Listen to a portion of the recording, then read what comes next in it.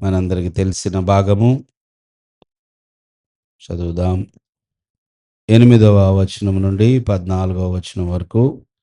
మనము 14వ వచనం మీద మనసు పెట్టబోతున్నాం. చదవండి. ఆ మైక్. దేశములో ఆ, కొందరు గొర్రెల కాపరులు పొలములో ఉండి రాత్రివేళ తమ మందను కాచుకొనుచుండగా ప్రభువు దూత వారి యొద్దకు వచ్చి నిలిచెను. ప్రభువు మహిమ వారి చుట్టూ ప్రకాశించినందున వారు మిక్కిలి భయపడిరి. అయితే ఆ దూత, భయపడకుడి, ఇదిగో ప్రజలందరికీ కలుగబోవు మహా సంతోషకరమైన సువార్తమానము నేను మీకు తెలియజేయుచున్నాను. దావీదు పట్టణమునందు నేడు రక్షకుడు మీ కొరకు పుట్టియున్నాడు. ఈయన ప్రభువైన క్రీస్తు. దానికిదే మీ కానవాలు. ఒక శిశువు పొత్తిగుడ్డలతో చుట్టబడి ఒక తొట్టెలో పండుకొని ఉండుట మీరు చూచెదరని వారితో చెప్పెను. వెంటనే పరలోక సైన్య సమూహము ఆ దూతతో కూడా ఉండి సర్వోన్నతమైన స్థలములలో దేవునికి మహిమయు, ఆయనకి ఇష్టులైన మనుష్యులకు భూమి మీద సమాధానమును కలుగును గాక అని దేవుణ్ణి స్తోత్రము చేయుచుండెను. దేవుని స్తోత్రం. ఈ సందర్భము దేవుని యొక్క దూత పరలోకము నుండి దిగి వచ్చి ఎవరితో మాట్లాడుతున్న మాటలు ఇవి? గొర్రెల కాపర్లతో. వారికి ఒక శుభవార్త చెప్పటము మనం చూస్తూ ఉన్నాం. దావీదు పట్టణమందు నేడు రక్షకుడు మీ కొరకు పుట్టి ఉన్నాడు. ఎవరు పుట్టారంట? రక్షకుడు పుట్టాడు. దేవునికి స్తోత్రం. అనేక మంది పుడుతున్నారు కానీ పుట్టినవారు అనేక మంది మరలా ఈ లోకాన్ని విడిచిపెట్టి వెళ్ళిపోతున్నారు. కానీ అందరూ పుట్టటము విశేషమే, కానీ అతి విశేషమైనది ఆశీర్వాదకరమైన పుట్టుక, జన్మ ఈ భూమి మీద ఉన్న మనుషులందరి కొరకు ఆశీర్వాదమును ఇచ్చే జన్మ, ఆ పుట్టుక ఏదైనా ఉన్నదా అంటే అది యేసుక్రీస్తు వారి యొక్క జన్మ. హల్లెలూయా, హల్లెలూయా. ముందు కూర్చోండి అమ్మా, ఇక్కడ కూర్చోండి. మా శివమ్మ గారు, శివాని గారు ఇక్కడ కూర్చోండి.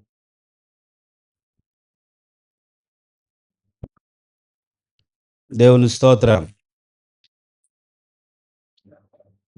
జాగ్రత్తగా విందాం మాటలు.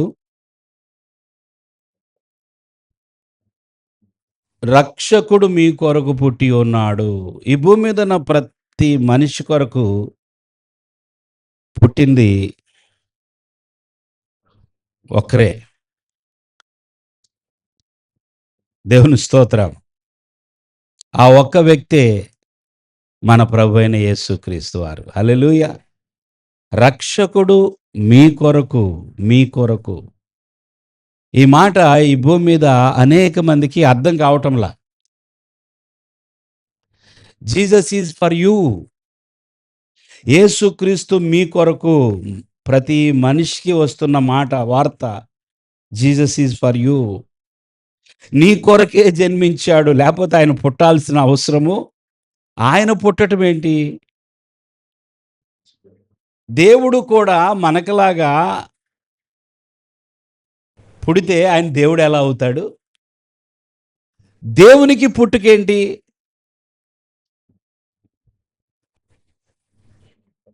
He must be ever existing. ఆమేన్.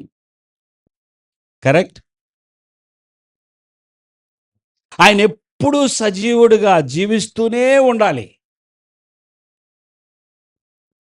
ఆయన పుట్టాడు అంటే, ఆయన జన్మించాడంటే ఆయనకి జన్మనిచ్చిన వారు దేవుడు అవుతారు. మళ్ళీ వాళ్ళు కూడా పుట్టారంటే వాళ్ళకి జన్మనిచ్చిన వారు దేవుడు అవుతారు. అంతే కదా?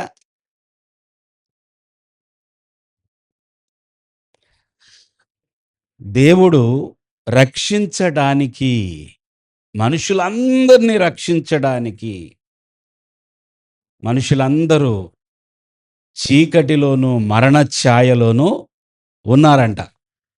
అందరిని రక్షించడానికి ఒక రక్షకుడుగా ఈ భూమి మీద ఒక రక్షకుడుగా మానవులు కొరకు మానవునిగా జన్మించాడు. అంటే ఈయన మానవునిగా జన్మించక ముందు దేవుడు, జన్మించిన తర్వాత దేవుడు, మానవునిగా పుట్టక ముందు దేవుడు, పుట్టిన తర్వాత కూడా దేవుడు. మధ్యలో ఏం జరిగిందంటే దేవుడు కాస్త మానవుడిగా వచ్చాడు అంతే.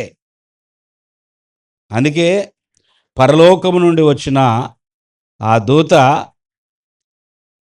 వారి చుట్టూ ప్రకాశం వెలుగు వచ్చిన తర్వాత వాళ్ళు భయపడితే చెప్తున్న మాట ఏంటంటే, భయపడకుడి గొర్రెల కాపర్లారా, భయపడకుడి, ఇదిగో ప్రజలందరికీ కలగబోవు, ఇశ్రాయేలీలకు కలగబోవు అని ఉందా? ఏమని చెప్పారు వాళ్ళు? యూదులకు మాత్రమే ఇట్ ఈస్ గుడ్ న్యూస్.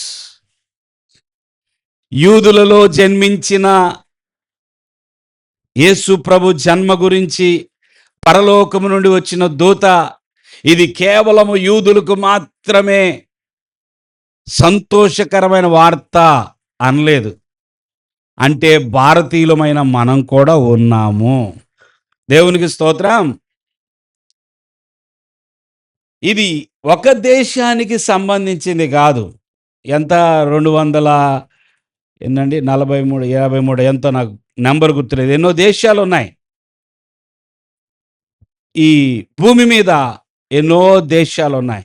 ఇది ఒక దేశం కొరకు కాదు వార్త, ఒక జాతి కొరకు కాదు, ఒక కులము కొరకు కాదు.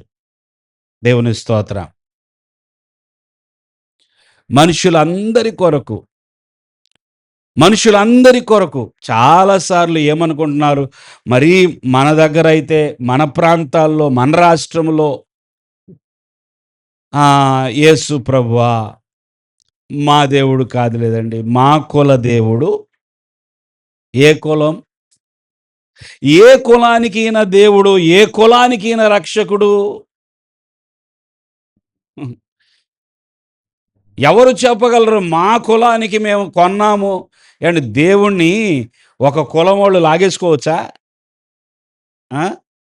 ఆయన దేవుడు ఎట్టవుతాడు? నువ్వు మాకు మాత్రమే సంబంధించిన వాడు, పక్కన వాళ్ళకి కాదంటే ఏమన్నా ఉందా అసలు? ఈయన అందరి వాడు. యేసుక్రీస్తు అందరికీ ప్రభు. ఆయన ప్రభు. Is the Lord, Lord of all. అది బైబిల్ చెప్తున్న సత్యం. బైబిల్ చదవరు, బైబిల్ని నమ్మరు అనేక మంది. అందుకే ఇంకా ఇంకా రక్షకుడు వచ్చి 2025 సంవత్సరాలు అయినప్పటికీ కూడా వాళ్ళ గుండెల్లో, హృదయంలో రక్షకుడు ఇంకా ఉదయించలా. వాళ్ళు అనేక మంది అజ్ఞానం అనే చీకటిలో ఉన్నారు, పాపం అనే చీకటిలో ఉన్నారు, నిరాశ అనే చీకటిలో ఉన్నారు. వారు ఎప్పుడైతే వెలిగించబడతారో అప్పటి వరకు అదే చీకటి వారిని ఏలుబడి చేస్తుంది. ప్రియులారా, ఈ సత్యమును మనము ఎరిగిన మనము, అనుభవించిన మనము, రుచి చూసిన మనము, ఈ వెలుగుని రుచి చూస్తున్న మనము ఈ వెలుగుని ఇతరులకు పంచాలి. క్రిస్మస్ నెల అనేది it is a privileged month అనొచ్చు. ఏంటి? క్రిస్మస్ నెల అనేది ఇది ఒక ఆధిక్యతను లేదా ఒక అవకాశమునిచ్చే నెల. ఆయన వెలుగును మనము ఇతరులతో పంచుకోవడానికి, ఆయన ప్రేమను, ఆయన ఇచ్చే నెమ్మది, శాంతి, సమాధానమును ఇతరులకు చెప్పడానికి ఇదొక, మిగతా నెలలో చెప్పకూడదని కాదు, ఈ నెలలో మనకి ఆ సందర్భాన్ని చెప్పుకోవడానికి ఒక అవకాశం. దేవుని స్తోత్రం. ప్రియులారా, మీ కొరకు, ఫర్ యువర్ సెల్ఫ్, యేసుక్రీస్తు నా కొరకు జన్మించాడు అని చెప్తారా ఒక మాట? ఇంకొకసారి చూడండి ఇక్కడ. ప్రజలందరికిని కలగబో మహా సంతోషకరమైన సువర్తమానము నేను మీకు తెలియచేయుచున్నాను. సో ఈ వార్త విన్న ప్రతి మనిషి కూడా సంతోషిస్తాడు. వినాలిగా. దేవునికి స్తోత్రం. రక్షకుడు జన్మించాడనే వార్త నిన్ను రక్షించుటకు నీవున్నటువంటి గందరగోళంలో, నీవున్న అయోమయ పరిస్థితిలో, నీవున్న పాప బంధకాల్లో నీ కొరకే ఒక వ్యక్తి జన్మించాడు. అతడు నిన్ను రక్షించేవాడు. అతడు నిన్ను రక్షించేవాడు. ప్రియులారా, రక్షకుడు మీ కొరకు పుట్టి ఉన్నాడు. ఈయన ప్రభువైన, ఏమని రాస్తుంది? ప్రభువైన క్రీస్తు. జాగ్రత్త, కొన్నిసార్లు పేర్లు 2-3 ఉంటాయి. దేవునికి స్తోత్రం.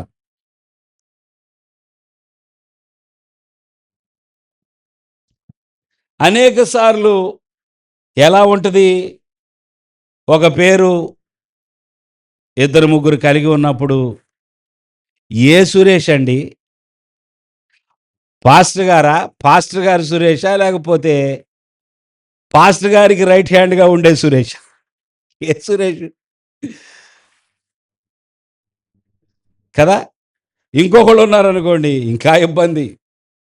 ఒక్కొక్కరికి ఒక్కో టైటిల్ పెట్టుకోవాలి. పెద్ద, చిన్న. మనం ఆల్రెడీ సరోజమ్మ గారికి పెట్టేశాం పెద్ద, చిన్న. నిజంగా ఎవరు పెద్దో ఎవరు చిన్నో మొత్తాన్ని పేరు పెట్టాం. యేసు అని పేరు పెట్టుకుంటే పెట్టుకున్న వాళ్ళందరిని వెళ్ళి పూజించారు. లేనిపోయింది. ప్రభువైన క్రీస్తు ఈజ్ యూనిక్. ఆయన ఒక్కడే యునిక్ పర్సనాలిటీ.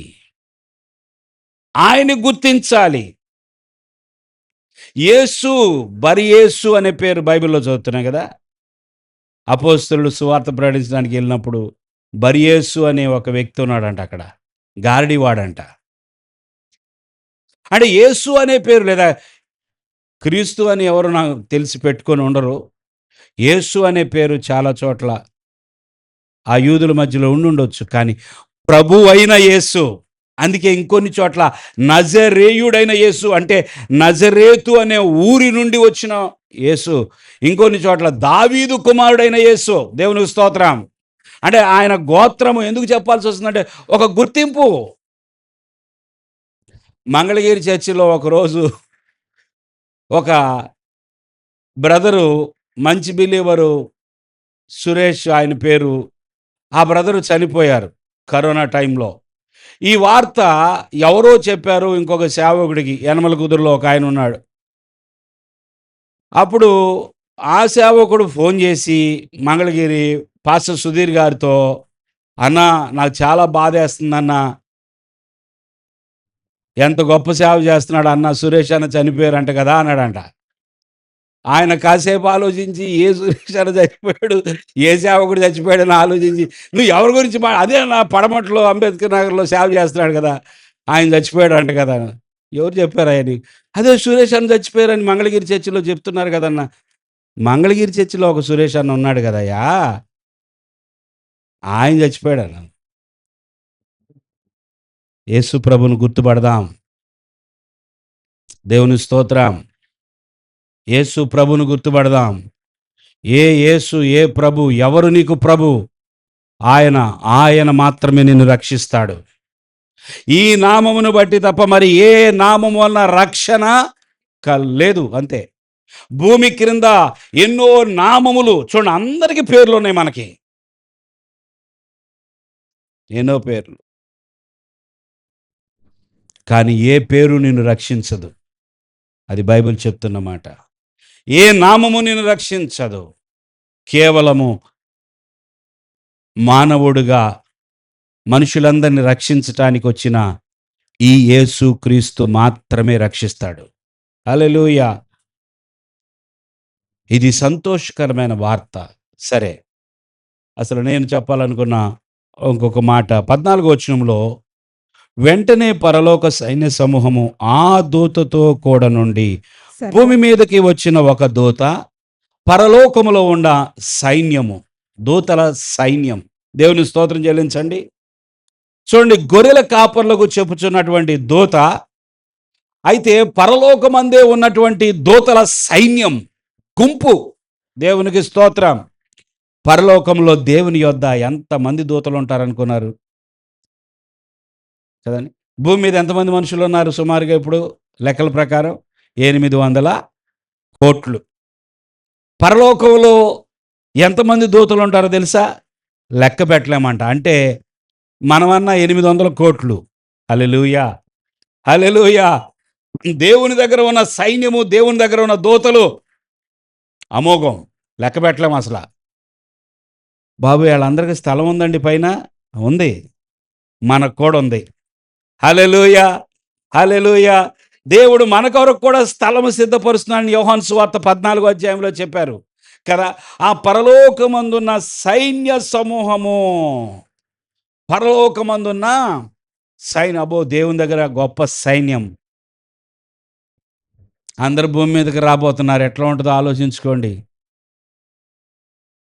దేవుడు తన వేవేల పరిశుద్ధులతో, గొప్ప సైన్యముతో, ప్రధాన దూత శబ్దంతో అతి త్వరలో యేసు ప్రభు మరలా భూమి మీదకి దిగి రాబోతున్నాడు. హల్లెలూయా!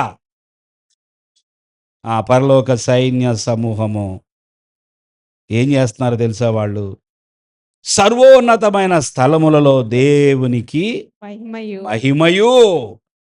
వీళ్ళు చెప్పే సర్వోన్నతమైన స్థలం ఏమిటో తెలుసా?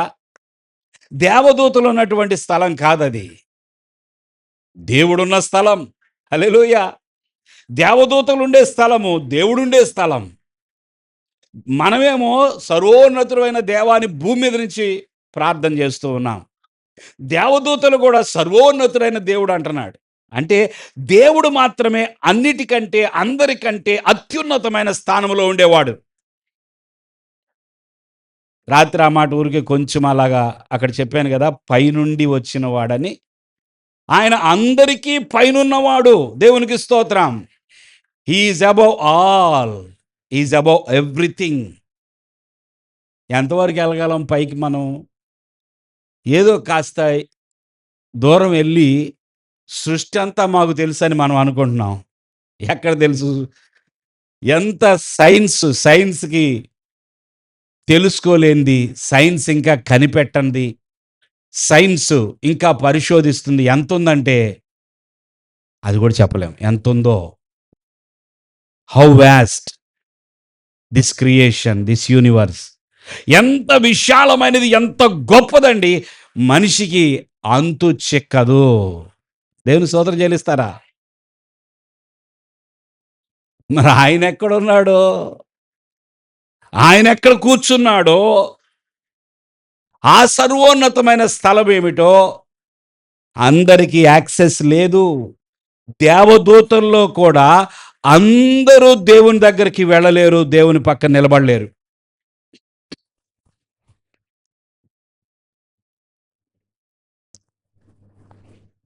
కొందరికి కొన్ని పేర్లు ఇవ్వబడి, కెరూబులు, సెరాపులు కదండి. వారు కూడా దేవుని చూడలేక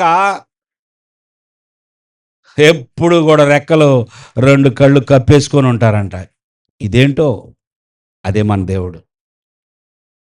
ఆయన పరిశుద్ధత, ఆయన జ్ఞానము, ఆయన శక్తి ఎదుట వారు కూడా దేవుడి చేత సృజించబడిన వారు. వారు దేవదూతలు, మనమే మనుషులం. దేవదూతలకే దిక్కు లేదు ఆయన్ని చూడటం. మనిషి భూమి మీద 70, 90, 80 ఏళ్ళు బతకడు కానీ ఎగిరెగిరి పడతా ఉంటాడు. దేవుడు చూపించు, మీ దేవుడు చూపించు. ఏం చూపించేది? ఆ దేవుడిని కనపడితే అసలు నువ్వు బతుకుతావా? ఆ దేవుని గురించి తెలుసుకో. ఆయన నీకు కనబడగలిగిన రూపంలో వచ్చి నీకు కనపడతాడు. హల్లెలూయా! తన మహిమను తగ్గించుకొని, అదే కదా యేసు ప్రభు చేసింది. యేసు ప్రభు తన మహిమను ప్రక్కన పెట్టి దీనుడిగా ఎలా దిగి వచ్చాడంట? ఫిలిప్పీ 2వ అధ్యాయం ప్రకారం ఆయన తనను తాను రిక్తునిగా చేసుకొని, కదండి, దాసుని స్వరూపం ధరించుకొని ఆయన దిగి వచ్చాడు. ఆ, దేవుని స్వరూపం కలిగిన వాడై ఉండి దేవుని స్వరూపము కలిగిన వాడై ఉండి దేవునితో సమానముగా ఉండుట విడిచిపెట్టకూడని భాగ్యం అని ఎంచుకొనలేదు గాని యేసు ప్రభువు తక్కువ అని అనుకుంటారేమో, ఆయన మానవుడిగా పుట్టినందుకు ఆయన పొజిషను తక్కువ అనుకుంటారేమో. ఆయన ఎవరో కాదు, ఆయన దేవుని పోలికే. హల్లెలూయా. ఆయన దేవుని స్వరూపమే. ఆయన అక్కడ ఉండటం విడిచిపెట్టకూడని భాగ్యమని ఎంచుకోలేదు. ఆయన అంత ఉన్నతమైన స్థితిలో ఉన్న ఆయన, దేవుని స్తోత్రం చెల్లించండి. చదవండి. మనుష్యుల పోలికగా పుట్టి అది దేవుని పోలికలో ఉండేవాడు మనుష్యుని పోలికలోకి వచ్చాడు. ఎంత దిగి వచ్చాడో. హల్లెలూయా. మనుష్యుల పోలికగా పుట్టి దాసుని స్వరూపమును ధరించుకొని మనుష్యునిగా పుడితే బానే ఉంది, ఇంకొంచెం కిందకి వెళ్ళిపోయాడు ఆయన. దాసుని స్వరూపం ధరించుకున్నాడంట. దేవుడు మనుష్యులకు సేవ చేయుటకు వచ్చాడు. చప్పట్లు కొడదాం దేవునికి. ఎవరైనా హయ్యర్ ర్యాంక్ ఉన్న వాళ్ళని ఎలా చూడాలి? హైగానే చూడాలి కదా. ఇప్పుడు మీరున్నారు, మన సిస్టర్స్ని చెప్పుకుందాం ఉదాహరణకి అర్థం అవడం కోసం. అమ్మా, నీ పొజిషన్ ఏంటి? AO, assistant manager. Assistant manager బ్యాంక్కి సిస్టర్ దేవుడిచ్చిన స్థానం, ఉద్యోగం అది. ఇప్పుడు ఏఓగా ఉన్న ఈ సిస్టరు ఏజీ, రాత్రి ఏజీ అన్నారు కదా, ఏజీయా ఏజిఎం, జిఎం, ఓకే, నేను కొత్త పోస్టులు క్రియేట్ చేస్తున్నా. హల్లెలూయా, హల్లెలూయా. జిఎం గారు వచ్చారు, జనరల్ మేనేజర్ అంట, బ్యాంకుకి జనరల్ మేనేజర్. ఇప్పుడు అసిస్టెంట్ మేనేజరు జనరల్ మేనేజర్ని, జనరల్ మేనేజర్ ఎట్రా, ఆ ఫైల్ తీసుకొచ్చి నాకు ఇక్కడ పెట్టు అని అంటే ఏమో పోస్ట్ ఉంటుందా? పోస్ట్ కాదు అసలు. ఇప్పుడు జనరల్ మేనేజర్ ఆయన లోపలికి అడుగు పెట్టగానే అసిస్టెంట్ మేనేజర్ అయినా ఇంకొక మేనేజర్ అయినా ఎవరైనా కానీ ఆయన లోపలికి అడుగు పెట్టగానే గుడ్ మార్నింగ్ సార్ అని లేచిపోతారు, కూర్చోలేరు వాళ్ళు. ఎవరు లేపుతున్నారు వాళ్ళని? ఎవరైనా కింద నుండి లేపుతున్నారా? వాళ్ళకున్న అధికారము, వాళ్ళకున్న స్థానము, వాళ్ళకున్న ర్యాంకింగ్, ఆ ర్యాంక్కి కిందున్న ర్యాంక్ ఉన్న వాళ్ళు ఖచ్చితంగా లెగవాల్సిందే. అర్థమైతే దేవుని స్తోత్రం చెల్లించండి. పైనున్న ర్యాంక్ అతన్ని తీసుకొచ్చి నాకు ఆ బాటిల్లో నీళ్ళు అందించు అంటే ఎలా ఉంటుంది? కానీ యేసు ప్రభు ఏం చేస్తారో తెలుసా? మీరు జిఎం అంటారో, సిఎం అంటారో, పిఎం అంటారో, ఇంకేం అంటారో, ఎన్ని పోస్టులు చెప్పినా అందరి పోస్టుల కంటే అసలు ఆయన పోస్ట్ అంటానికి కూడా మనం తగిన వారం కాదు. He is creator. హల్లెలూయా. ఆయన సర్వోన్నతుడైన దేవుడు, ఎంతో అసలు ఆయన శక్తిని పూర్తిగా అర్థం చేసుకుని ఆయన మహిమను చూసిన వారు లేరు. చూసి ఏ నరుడు బ్రతకడు. దేవదూతలకు కూడా అవకాశం లేదని చెప్పాను మీకు. అలాంటి దేవుడు దాసుని స్వరూపం ధరించుకొని మన దగ్గరకు వస్తే యేసు ప్రభు అంటే లెక్కలేదండి. మనిషి ఎంత గర్వం, అహంకారంతో బ్రతుకుతున్నాడో తెలుసా? దేవుడు మానవుడిగా దాసుని స్వరూపం ధరించుకొని భూమి మీదకి వచ్చినందుకు ఆయన్ని యేసు ప్రభువా, ఆయన ఎవరితో పోలుస్తాం మనం? అసలు ఆయన ఎవరితో కూర్చోబెట్టగలం మనం? దేవుని నమ్మిన వాళ్ళరా, గుండెల్లో ఆయన్ని పూజించటానికి ఈ గుండె పగిలిపోయిద్ది, యోగ్యమైంది కాదు. కానీ ఆయన దాసుని స్వరూపము ధరించుకొని వచ్చాడు కనుక నీ గుండెలోకి రాగలడు ఆయన. అర్థం కాలేదు మీకు? నిద్రపోబాకండి. ఏదో రాత్రి అంతా మీరే కష్టపడినట్టు ఉంది చూస్తుంటే. సెమీ క్రిస్మస్ కార్యక్రమం. హల్లెలూయా. ఆయన నీ గుండెలోకి వచ్చి అంత చిన్నగా అయిపోయాడా? ఆయన ఉండే స్థానం అంత గొప్పది కదా. ఆయన దిగి వచ్చాడు. ఎందుకో తెలుసా? నీకు అర్థం అవ్వాలని. మనము వెళ్ళలేనంత తక్కువకు ఆయన దిగి వెళ్ళాడు.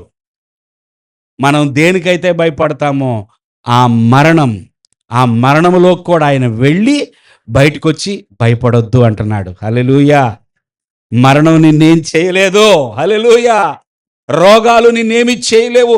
ఈ భూమి మీద నీకు ఎదురవుతున్న ప్రతి పరిస్థితిలో నేను నీకు తోడుగా ఉంటాను, ఇమ్మానుయేలుగా ఉంటాను, నీకు సహాయం చేస్తాను.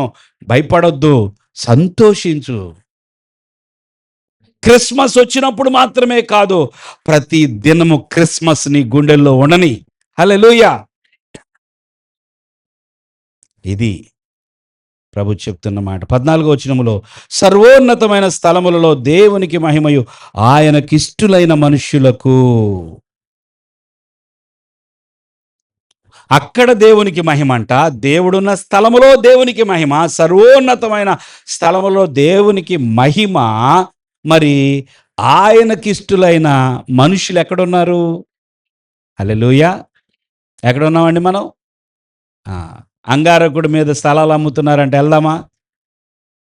ఇక్కడే ఉందామా చెప్పండి? భూమి మీదే ఉందామా? ఉచితంగా తీసుకెళ్తారంటే వెళ్తారా? వెళ్ళరా? ఎంత భయమో. భూమి మీద పెట్టాడు దేవుడు. మనం భూమిలో పుట్టాము, భూమిలో కలిసిపోవాల్సింది. ఈ శరీరం ఆత్మ గురించి మాట్లాడతారా?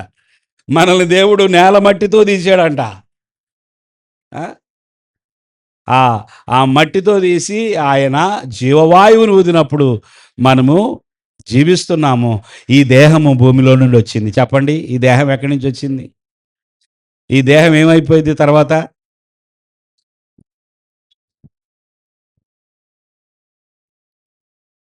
అయితే భూమి మీద ఉన్న మనుష్యులమైన మనకంట ఏం కలగాలని పరలోక సైన్య సమూహము దేవుని మహిమపరుస్తున్నారంటే, మనుష్యులకు భూమి మీద సమాధానము కలుగునుగా కానీ దేవుని స్తోత్రము చేయుచుండెను. దేవుని స్తోత్రము చేయుచుండెను. మనకి సమాధానము, శాంతి దేవుడు ఇవ్వాలని దేవదూతలు ప్రభుని ఆరాధిస్తున్నారు. వాళ్ళకు ఒక విషయం అర్థమైపోయింది. ఇక భూమి మీద ఆయనకిష్టమైన వాళ్ళందరికీ ఏమొస్తుంది? గిఫ్ట్. చెప్పాలండి, గిఫ్ట్ ఏమొస్తుంది? శ్రేష్టమైన బహుమతి అని స్కిట్ చేశారు కదా రాత్రి, చాలా అద్భుతంగా. దేవుని స్తోత్రం. శ్రేష్టమైన బహుమతి యేసు ప్రభువుని కలిగి ఉన్న వారికి అన్ని శ్రేష్టమైన బహుమతులే. హల్లెలూయా. సమాధానము, పీస్. ఇక్కడ కూర్చున్న వారిలో ఎవరైనా మీకు నెమ్మది లేదు, సమాధానం లేదు, నాకు శాంతి లేదు అని అనుకుంటున్న వారు ఎవరైనా ఉన్నట్లయితే ప్రార్థన చేద్దాం. మీరు సమాధానంతోనే వెళ్ళాలి. యేసు ప్రభు దిగి వచ్చింది సమాధానమును, శాంతిని మనకు అనుగ్రహించటానికి. ఆయనకి ఇష్టులైన మనుష్యులకు భూమి మీద సమాధానము కలుగునుగాక. ఎన్నో గందరగోళ పరిస్థితులు మీ చుట్టూ ఉండవచ్చు. ఖచ్చితంగా అప్పుల బాధలో, జబ్బుల బాధలో, అధికారులతో బాధలో, ఇరుగు పొరుగు వారితో బాధలో, ఎన్నో బాధలు, ఎన్నో కష్టాలు, ఎన్నో శ్రమలు ఉండుండవచ్చు కదా. కానీ యేసు ప్రభుని నమ్మిన తర్వాత ఆయన రక్షకుడుగా అంగీకరించి ఆయనతో సహవాసము చేసేవారికి ఈ లోకంలో తప్పకుండా ఇన్ని బాధల మధ్యలో, ఇన్ని గందరగోళ పరిస్థితుల మధ్యలో అనేకులు నిన్ను భయపెడుతూ ఉండొచ్చు. రాబోయే పరిస్థితులు నిన్ను భయపెడుతూ ఉండొచ్చు. నీకు ఉన్న పరిస్థితులు బట్టి నువ్వు భయపడుతూ ఉండొచ్చు. ఇన్ని గందరగోళ పరిస్థితుల్లో యేసు ప్రభు నీ హృదయంలో రక్షకుడుగా చేర్చుకున్న నాడు, ఆనాటి నుండి ఆయన పేరు మరొక పేరు ఉన్నది. Is a prince of piece. అందరు చెప్పండి, అందరు చెప్పండి. ప్రిన్స్ ఆఫ్ పీస్ అంటే తెలుగులో సమాధానకర్త. సమాధాన యేసు ప్రభు నీ హృదయంలోకి వచ్చినప్పుడు నువ్వు ఎటువంటి పరిస్థితుల్లో ఉన్నప్పటికీ కూడా నీ లోపల ఒక సమాధానము. వినాలి దేవుని బిడ్డలారా, ముగించేస్తున్నా. నీ లోపల ఒక సమాధానము, నా లోపల ఒక సమాధానము. మీ ఇంట్లో పరిస్థితులు ఏమీ బాగాలేదు, అయినను రాత్రి ఒక సహోదరి ఆ ప్రాంతం నుండి వచ్చి ప్రార్థన చేయించుకున్నారు. వాళ్ళ భర్త, మనం ఆ స్టేజ్ పెట్టిన వెనకనంట ఇల్లు.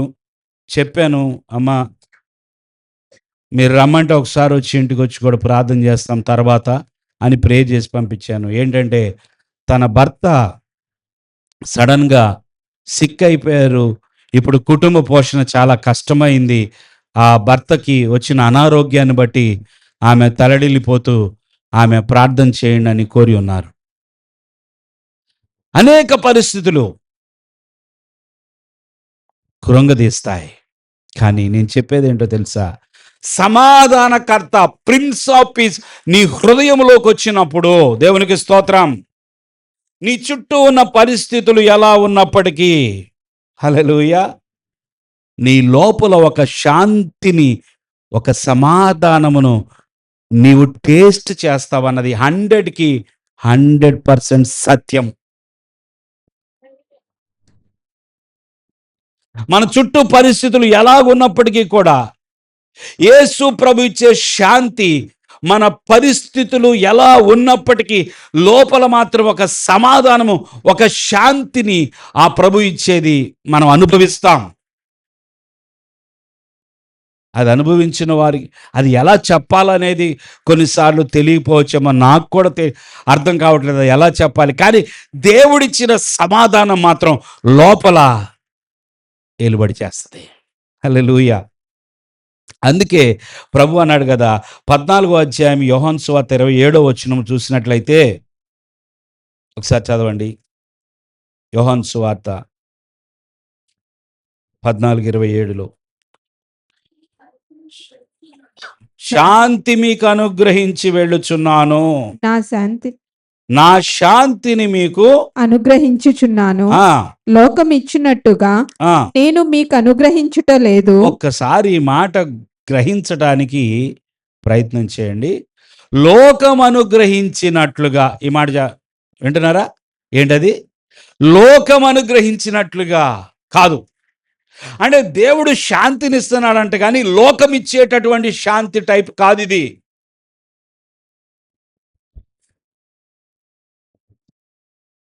ఈ లోకానికి భిన్నంగా ఉన్నది అది. దాన్ని కొంచెం మనం గమనించాలి. యేసు ప్రభు ఇచ్చే శాంతి, ఆ పీస్ ఎలాంటిదంట?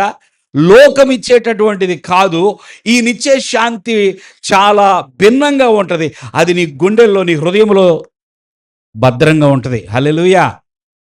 ఆయన శాంతినిస్తే చుట్టూ గోల, చుట్టూ అలజడి, చుట్టూ గందరగోళ పరిస్థితులు, కేకలు వినబడుతూ ఉండగా కూడా యేసు ప్రభు ఇచ్చే శాంతి నీ గుండెలో ఉండి అది నిన్ను ధైర్యపరుస్తూ ఉంటుంది.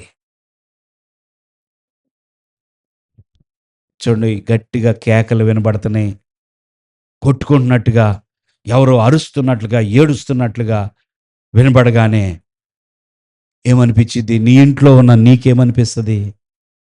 అమ్మో ఏదో జరుగుతుంది, భయం. ఇక్కడ ఏదో జరుగుతుంది, నాకేం జరిగిద్దో భయం. నా మీదకి వస్తారేమో భయం. రాదా మీకు? ఎప్పుడన్నా అలా భయపడ్డారా? అర్ధరాత్రి కేక వినపడింది అనుకోండి గట్టిగా మీ పక్కింట్లో నుంచి. మంచి నిద్రలో ఉండగా ఏం వినపడింది? పెద్ద కేక వినపడింది అనుకోండి. తుళ్ళిపడి మంచం మీద నుంచి లేచి ఏం చేస్తారు మీరు? ఏదో ఒకటి చేస్తారు. మీ ఇంట్లోనే నిద్రపోయే వాళ్ళు పెద్ద కేకేసారు అనుకోండి,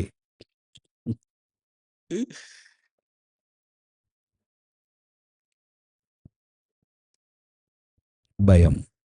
యేసు ప్రభు ఒకరోజు దోణిలో వెళ్తా ఉన్నాడు.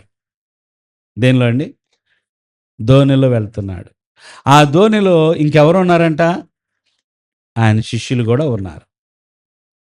యేసు ప్రభు దోణిలో వెళ్ళుచుండగా శిష్యులు కూడా, ఆయన శిష్యులు ఆయనతో ఉండగా, సముద్రమును సృజించిన,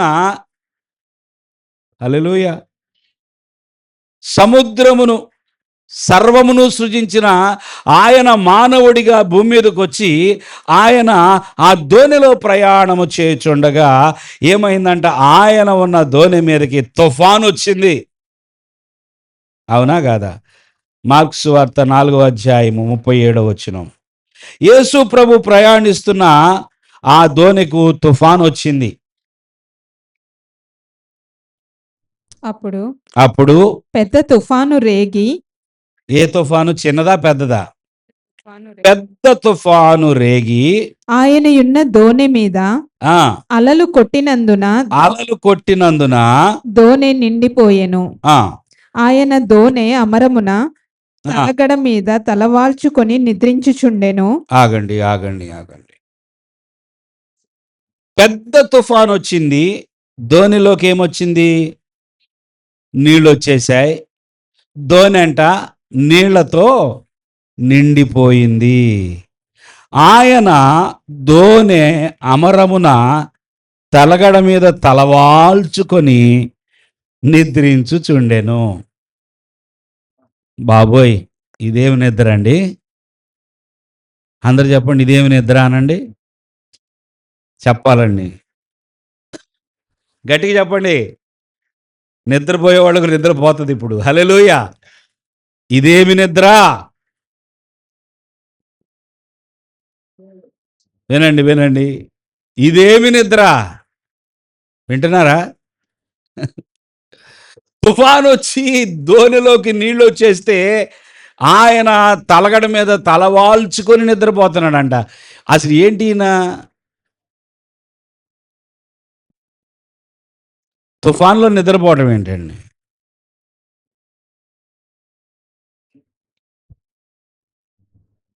నేను మొన్నటి దినాన బస్సులో వస్తా ఉన్నాను. 11:30కి బస్సు ఎక్కిన తర్వాత ఒక సంగతి జరిగింది, చెప్తున్నా వినండి, ముగించేసుకుందాం. ఇంట్లో కొన్నిసార్లు అదేంటో తెలియదు మరి, రాత్రి వేళల్లో నా గొరకకి డిస్టర్బ్ అవుతున్నారు. నేను అనుకున్నాను శుభ్రంగా పక్క గదిలోకి వెళ్ళి పడుకుంటే పోవాలి. మా నాన్న అయితే డాక్టరేట్ చేశాడు దానిలో. 2-3 ఇళ్ళు కవర్ అయిపోతాయి. నాకు కూడా స్టార్ట్ అయింది. బాగా అలసిపోతే, అంతకుముందు రాత్రి నిద్ర లేకపోతే వస్తుంది, అది ముఖ్యంగా నాకు. సరే, నేను బస్సు ఎక్కి ఎప్పుడు సింగిల్ బర్తే బుక్ చేసుకునేది, పరిస్థితి అలా వచ్చి డబుల్ బర్త్ బుక్ చేసాం. అంటే పక్కన ఇంకొకళ్ళు కూడా పండుకుంటారు బస్సులో, స్లీపర్లో. నేను 11:30కి ఎక్కి నా బర్త్ నెంబర్ చూసుకొని కటన్ తీసేటప్పటికి ఆల్రెడీ నాకు డబుల్ సైజు ఉన్న ఒక సహోదరుడు పడుకొని ఉన్నాడు. ఆయన అప్పటికే ఇంజిన్ స్టార్ట్ అయిపోయింది. చూశాను, ఈరోజు రాత్రి ప్రభువా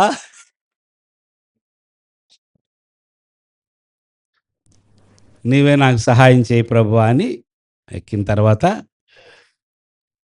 కాసేపటి తర్వాత నేను ఎక్కినప్పుడు ఆ శబ్దానికి కొంచెం సెట్ అయింది. తర్వాత నేనేం చేశానంటే పడుకున్నాను, కానీ ఏమాత్రం అవకాశం లేదు ఇక నిద్రపోవడానికి. అప్పుడు ఏం చేశానంటే,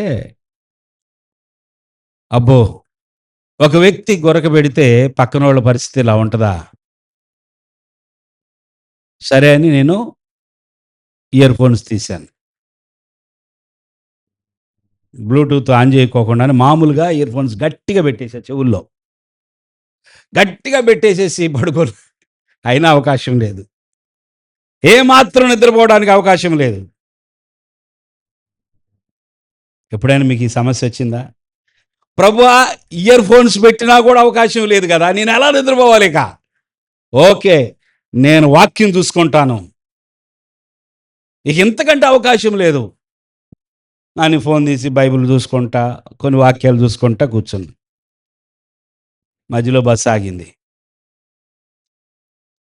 ఆయన లేచి అన్నాడు, ఎక్కడి దాకా వచ్చామండి అన్నాడు. ఏమో తెలియదు అన్నాను. కిందకి వెళ్ళిన తర్వాత టీ తాగి వచ్చిన తర్వాత మళ్ళీ ఆయన వచ్చి అంటాడు, ఏమన్నా డిస్టర్బెన్స్గా ఉందా? అబ్బాయి ఏం లేదండి. ఏం లేదండి, మా భార్య ఎప్పుడు ఫోన్ చేసి ఏమండి ఈ రాత్రి ఎంతమందిని బాధ పెట్టారండి అని అడుగుతూ ఉంటుంది ప్రతిరోజు. మీరు కూడా ఏమన్నా బాధపడుతున్నారేమంటే, అబ్బాయి ఏం లేదండి, ఏం పర్లేదు, మీరు హ్యాపీగా నిద్రపోండి.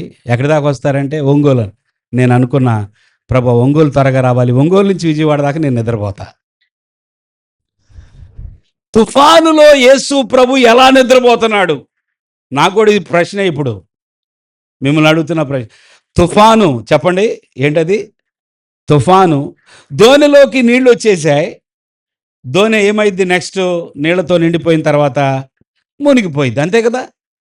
దోణిలోకి నీళ్ళు వచ్చినా కూడా ఈయన తలగడ మీద తలవాల్చుకొని నిద్రపోతున్నాడంటే ఏంటి? ఈయనకున్న ధైర్యం ఏంటి? కొంచెం డిస్టర్బెన్స్ ఉంటేనే మనం నిద్రపోలేము, ఇంకా ఏదైనా డిస్టర్బెన్స్ ఉంటే నిద్ర పట్టదు. కొన్ని ఆందోళనలు, రేపు పొద్దున్నే నువ్వేదన్నా ఒకటి చేయాలి, లేదా నీకు సమస్య ఉంది, పొద్దున్నే ఈఎంఐ కట్ అవుతుంది, డబ్బులు లేవు, లేకపోతే పొద్దున్నే ఏదో ఒక సమస్య ఉన్నప్పుడు నిద్ర పట్టదు కదా.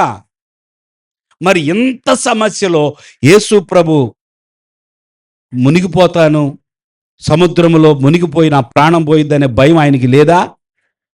లేదు. ఇంకా వివరంగా ఇంకా లోతుకి వెళ్ళటం లేదు, కానీ ఒక్క మాట నమ్మండి, అదే యేసు ప్రభు నీ గుండెల్లో ఉంటే, చెప్పట్లా, నీ పరిస్థితులు నీ చుట్టూ ఎలాగున్నా కూడా నీకొక నెమ్మది ఉంటుంది, నీకొక సమాధానం ఉంటుంది, నువ్వు భయపడవు. ప్రభు లేచి చదవండి అమ్మా, చదవండి. ఆయనను లేపి, ఈయన లెగవట్లా, లెగుస్తున్నాడు ఆయన. వారాయనను లేపి, బోధకుడా, ఆ మేము నశించిపోవుచున్నాము, ఆ నీకు చింత లేదా అని ఆయనతో అనిరి. ఆగండి అమ్మా, ఇప్పుడు అది నాది పోయింది. ఏమంటున్నారంట? ఆయనను లేపి, బోధకుడా నీకు చింత లేదా? దేని గురించి చింత? ఈ డిసెంబర్ మాసంలో ఒక పాట పాడతాం కదా, మనం ఇంకా పాడినట్లేము, అది పాడండి.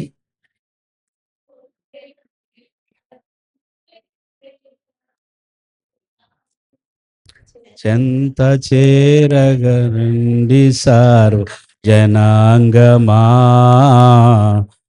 చింత సమందుమా చింతలేదిక యేసు పుట్టెన్ వింతగన బెత్లెహేమందునా,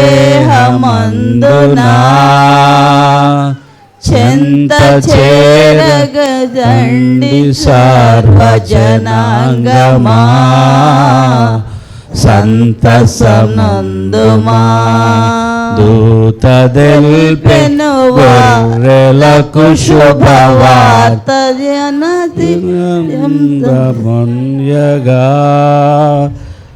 ఆది మీరగా వారు యేసుని గాంచిరి స్తుతులు కలించిరి ఖ్యాతి మీరగా వారు యేసుని గాంచిరి స్తుతులు కలించిరి చింతలేదిక యేసు పుట్టెను వింతగను బెత్లెహేమందునా చెంత చేరెను రండి సర్వజనాంగమా సంతసమందుమా.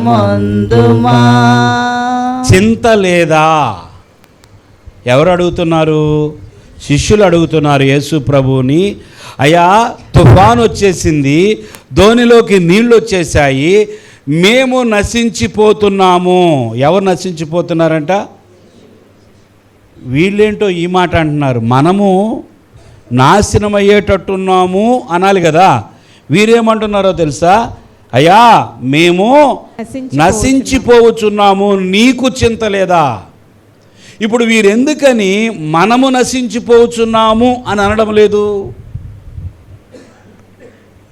చెప్తారా?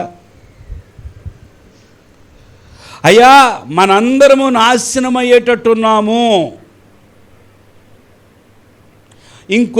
ఇంకొద్ది క్షణాల్లో ఈ దోణె మునిగిపోతే మీరు మేము అందరము కూడా నశించిపోతాము అని అన్నారు కదా. అన్నారా? వీళ్ళకి ఏదో అర్థమైందండి. ఏమర్థమైంది? ఒకటి అర్థమైంది, మీలో నుంచి అది రావాలని నేను మెల్లగా చెప్తున్నా. ఒక్కటి మాత్రం అర్థమైంది, ఈయనకి ఏమీ కాదు. దేవుని స్తోత్రం చెల్లించండి. ఈ దోణె మునిగిపోయిన ఈ నిద్రపోతున్న యేసు ప్రభుకి ఏమీ కాదు. రాబోయే సంవత్సరంలో మనకు కూడా ఏమీ కాదు. భయపడొద్దు. మనకి ఏమీ కాదు. మన చుట్టూ పరిస్థితులు ఎలా ఉన్నప్పటికీ కూడా యేసు ప్రభు ఈ దోణిలో ఉన్నాడు, మనకు కూడా ఏమీ కాదు. రక్షకుడు మన హృదయంలో జన్మించాడు, మనకి ఏం కాదండి. ఆయన లేచి ఏం చేశాడంటే, ఏం చేశాడు? అందుకు ఆయన లేచి గాలిని గద్దించి ఏం చేశాడు? ఆయన లేచి గాలిని గద్దించి నిశ్శబ్దమై ఊరకుండమని సముద్రముతో చెప్పగా, సముద్రముతో ఒకటి గాలి, రెండు సముద్రం. చెప్పండి అందరూ ఆ మాటలు మరలా చెప్పండి. గాలిని గద్దించాడు, సముద్రమును కూడా నిశ్శబ్దంగా ఉండో. ఏంటి పైకి లేగుస్తున్నావు ఏంటి? నిశ్శబ్దంగా ఉండు. దేవుడు నిన్ను విడిచిపెట్టలా. హల్లెలూయా. ఈ 2025 సంవత్సరం ముగింపులో దేవుడు నిన్ను విడిచిపెట్టలా. నీ దోణిలోనే ఉన్నాడు ఆయన. నువ్వే ఆయన్ను గుర్తించటం లేదు, నువ్వే ఆయనను చూసి ధైర్యం తెచ్చుకోవడం లేదు, నువ్వే ఆయనను బట్టి నీవు విశ్వాసంతో నిలబడట్లేదు. నువ్వు భయపడిపోతున్నావు, నేను నశించిపోతున్నా, నేను నాశనం అయిపోతున్నా. వద్దు, ఆ మాటలు మాట్లాడొద్దు. మనం నశించం. మన రక్షకుడు మన గుండెల్లోకి వచ్చేసాడు. హల్లెలూయా. గద్దించిన తర్వాత గాలితోనూ సముద్రంతో మాట్లాడి తర్వాత అప్పుడు ఆయన మీరెందుకు భయపడుచున్నారు? చప్పట్లు కొడదాం దేవునికి. మీరెందుకు భయపడుచున్నారు? అదేంటి ప్రభువా, తుఫానయ్యా? అదేంటి ప్రభువా, నీళ్ళయ్యా, నిండిపోయింది. అయితే భయపడేది ఎందుకు? హల్లెలూయా, హల్లెలూయా. నేను ఎన్నోసార్లు భయపడుతూ ఉంటాను, మళ్ళీ దేవుని వైపు చూస్తూ ఉంటాను. దేవుని బిడ్డలారా, మీరు భయపడుతున్నారు, దేవుని వైపు చూడండి. ఆయన ఏమంటున్నాడంటే, మీరెందుకు భయపడుతున్నారు? మీరెందుకు భయపడేది? మీరెవరో నన్ను వెంబడించేవాళ్ళు. చెప్పండి, మీరెవరో నా శిష్యులు. మీరు నా శిష్యులు కనుక మీరెందుకు భయపడుతున్నారు అంటే, మీ లోపల చదవండి, మీరింకనూ నమ్మిక లేక ఉన్నారా? నమ్మిక లేదు. నా మీద అయితే నమ్మకం ఉంది, నాకేం కాదని. మీ మీద మాత్రం నమ్మకం లేదు. బా, ఈ నమ్మకంలో ఇంత తేడా ఉంటుందండి. ఆయనకేం కాదులే, ఆయన నిద్రపోతాడు, నాకేగా. ఆయన అంటున్నాడు, మీరెందుకు భయపడుతున్నారు? మీరు ఇంకనూ నమ్మిక లేక ఉన్నారా అని వారితో చెప్పెను. వారు మిక్కిలి భయపడి ఈయన ఎవరో గాలియు సముద్రమును ఈయనకు లోబడుచున్నవని ఒకనితో ఒకడు చెప్పుకొనిరి. చెప్పండి, గాలియు సముద్రమును ఆయనకి లోబడును. గాలియు సముద్రమును యేసయ్యకు లోబడును. గాలియు సముద్రమును నా రక్షకుడికి లోబడును. నన్ను ఏమీ చేయలేదు. నేను భయపడను. ఈ క్రిస్మస్ దినాల్లో నాకు దేవుడు తోడుగా ఉన్నాడు. నేను భయపడను. ఇది మీరు నమ్మాల్సింది, నిలబడాల్సిన ప్లాట్ఫామ్ అదే. నేను భయపడను. సహోదరి సహోదరుడా, నాకు తెలీదు మీ పరిస్థితులు ఎలా ఉన్నాయో, ఎంత ఒత్తిడి ఉందో మనసుకి, హృదయంలో ఎంత భయం ఉందో, ఏమవుతుందో ఏంటో ఫ్యూచర్, ఏంటో నా బిడ్డల పరిస్థితి, మా పిల్లడు జాబ్ వస్తుందో లేదో, పాస్ అవుతాడో లేదో, నా ఆరోగ్యం పరిస్థితి ఏంటో. యేసు ప్రభు రక్షకుడు నీ హృదయంలోకి వచ్చాడు నీకు సమాధానం ఇవ్వడానికి. హల్లెలూయా. సమాధానం ఇవ్వడానికి, శాంతినివ్వడానికి ఆయన వచ్చాడు. ఆయనకిష్టులైన మనుషులకు భూమి మీద సమాధానకర్త, ప్రిన్స్ ఆఫ్ పీస్ మనతో ఉన్నాడు. ప్రియులారా, నమ్మకం లేకుండా ఉండొద్దు. ఇతరులకి మనకి ఒకటే అయిపోతాం. నమ్మని వారు ఎలా నమ్మలేదు, నమ్మి కూడా నమ్మకం లేకుండా ఉంటే, నమ్ముతున్నామని చెప్పి నమ్మకము లేకుండా ఉండొద్దు. చెప్పండి అందరు ఈ మాట. నమ్ముచున్నానని చెప్పి నమ్మకం లేకుండా జీవించొద్దు. మన విశ్వాసంతో ముందుకు వెళ్దాం. ప్రభు మన పట్ల గొప్ప మేలులు దాచిపెట్టాడు. హల్లెలూయా.